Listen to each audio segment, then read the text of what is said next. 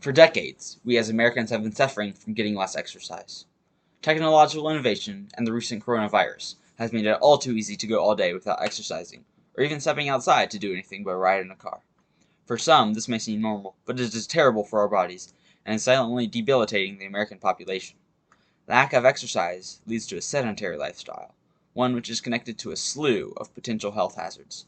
Coupled with unhealthy eating and lack of sleep, the health risks can become life-threatening.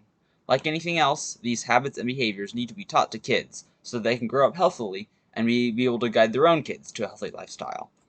But we can't just solely depend on parents to teach and encourage their kids to exercise and be active. Our government would be failing us if there was no public education teaching exercise and health, hence the introduction of the gym class, or physical education, into the American classroom. In high school, however, only one credit for gym class is required for all 4 years, and this can even be taken in the summer in some cases. This can only begin to teach kids exercise and health. It's nowhere near enough. Public schools need to continue physical education classes through all grades in order to not only help curb the obesity pandemic in America, but also to improve the mental health of the country's students and teach them important life lessons for the rest of their life. Heart disease, high blood pressure, cancer, asthma, stroke, and many other things can be prevented by just eating healthy and exercising. But how are kids supposed to learn this during school when they're sitting in a classroom all day? According to Michelle Obama's Let's Move program, nearly 1 in 3 children are overweight or obese. There's no doubt that many spend all their time indoors instead of outside exercising. Exercise is what our bodies are made for. Without it, our bodies start falling apart. Exercising decreases risks for almost any heart-related disease and some cancers. According to the CDC, heart disease and stroke are respectively the number 1 and 5th cause of death in America.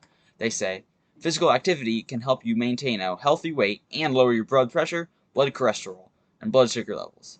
This is not only important in that you will feel better, but it also lowers your risk of injury.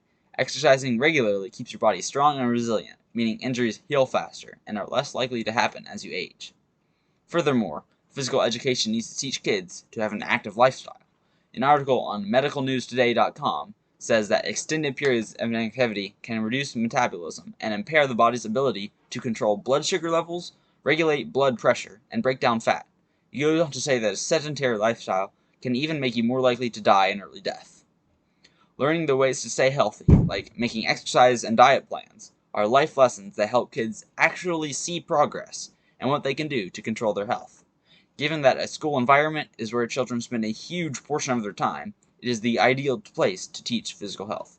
According to the European Commission, in a report on physical education and sport, physical education at school provides an excellent opportunity to learn and practice skills likely to enhance lifelong fitness and good health. In a school setting, students would benefit from a specialized teacher and a community of their peers to take the class with them, building strong connections and a sense of community. From recess to structured PE class, all ages of students need to have a time to actually do exercise and learn how to keep their bodies strong. Another essential advantage to having PE classes is that they give students a mental health break. It is hard to focus on schoolwork for 6 hours straight, day after day. Students go from class to class, then home to do homework, and often extracurricular activities.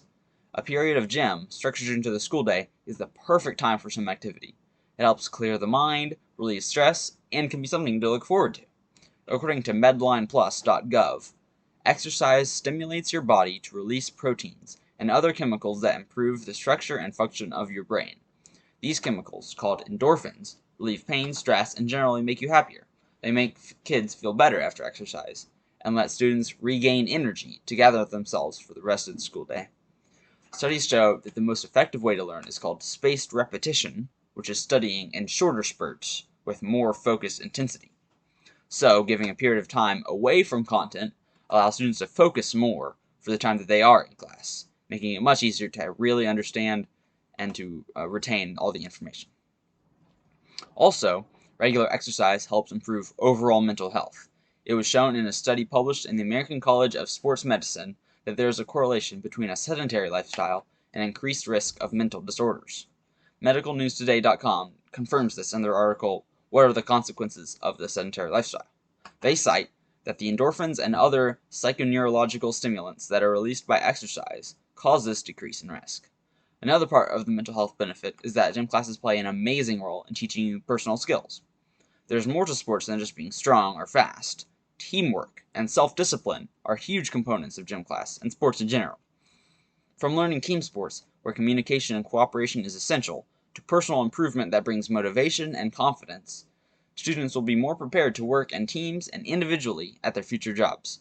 The European Commission says that involvement in many physical activities leads to knowledge of concepts such as fair play, respect, and social awareness in personal interactions and team efforts.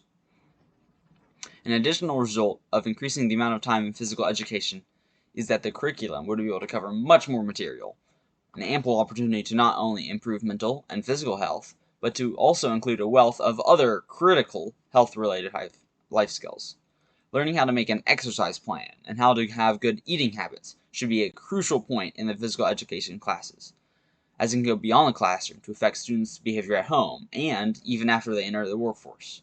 Learning skills like first aid and accident prevention could even save somebody's life. According to the CDC, almost half of all teen deaths come from unintentional injuries, things like car crashes, drownings, and being shot. And a Red Cross survey found that more than half of these deaths from injuries could have been prevented by treating the victim with first aid. Knowing how to identify and treat things like heart attack, stroke, choking, cuts, and also how to prevent and mitigate the effects of an accident would prevent countless deaths and reduce the amount of heartbreak and loss in a loved one's family. Gym classes should be more than just a meaningless required credit. Physical education needs to be a central foundation of a student's journey through school, with a much expanded curriculum. In the European Union, the subject is part of all central curriculum frameworks, and is compulsory in primary and secondary education. And so why should America fall behind in these standards? Huge progressions in physical, mental, social, and personal health would be seen as an effect of elongated physical education courses, along with much happier students, staff, and a safer world to live in. If we want to be accountable for our future generations, we need to recognize the benefits of having time for physical activity and learning how to lead a healthy life in schools.